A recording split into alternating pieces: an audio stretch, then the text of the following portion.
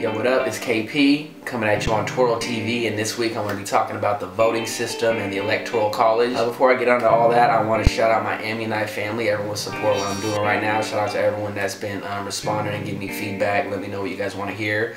I appreciate that. So this week we're going to get into the Electoral College. That's what people seem like they wanted me to talk about. So basically, I'm just going to break it down, in words that people can kind of understand, how I would like it to be explained to me.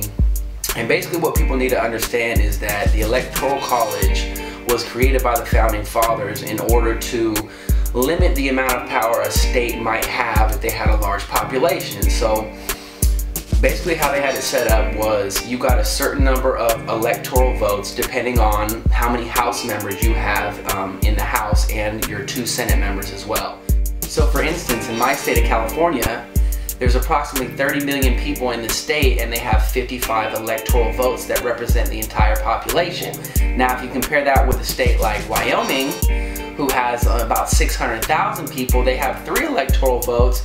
Well, if you do the math on that, it's almost 200,000 people per electoral vote, as opposed to California, which is about 675,000 people per electoral vote. So it's pretty much an unfair system at that point. Now, another thing that the Founding Fathers had set up, and the reason they did the Electoral College, is because we weren't supposed to have a 2-party system. They had warned us against that when they first written the Constitution, to stay away from a 2-party system. You can go look that up on your own time. But basically what it was supposed to be was numerous parties running against each other, say a 3rd, 4th, 5th, 6th party candidate, and whoever had the most electoral votes would win. Now the problem is that the popular vote, which is what the reason most people vote, they vote because they want their vote to be counted, doesn't actually decide the president. Now that's actually happened 3 times in our history where presidents have won the popular vote yet not ended up winning the presidency. Most recently it happened in 2000 with Al Gore when he lost the state of Florida to George Bush in the Electoral College race. So basically what I'm getting at is our voting system is flawed. And the only reason that they want to, push the Get Out and Vote campaign is to still be able to survey and find out who's still wrapped up in their false paradigm. So that's why they're so concerned about you voting for president. Now, what I would say this voting season, what we should do if we want to make a difference is, you can do a few different things. But what I'm going to do, for instance, is I'm going to write in a candidate. I might write myself in, I might write Ron Paul in, I might write in Mickey Mouse, I don't know. But I'm not going to vote for president because I'm going to let them know that I don't believe in their false paradigm no more.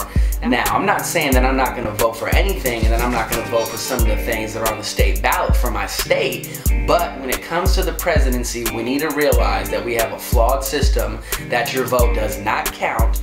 And the only reason they want you to get out there and vote is so they can have a little survey that lets them know that people are still buying into their false paradigm. And by now you should know that we don't subscribe to the left-right paradigm, especially if you watched my first video. You already know what time it is when it comes to that. So, I hope you guys learned something. I hope I was able to explain some things. I try to keep it short and simple. Please give me your feedback. Let me know if I can answer any other questions. Please let me know what you guys would like to see next week. And I'm going to stay with you guys through the whole entire election. We're going to break this whole thing down. I got some videos coming with Michael Lessie soon, so please stay tuned. Give me your feedback, and I'll see you guys soon, man. Peace.